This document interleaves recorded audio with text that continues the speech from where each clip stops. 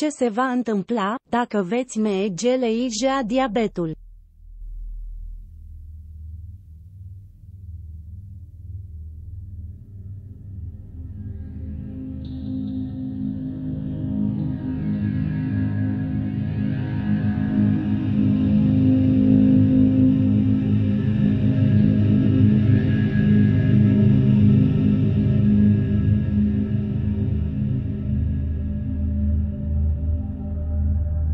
Protejează organismul de intoxicație, susține imunitatea și previne dereglările de vedere.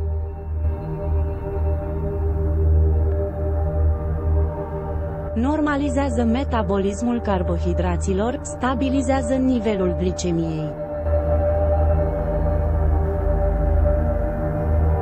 Normalizează toate procesele metabolice, curăță sângele și limfa.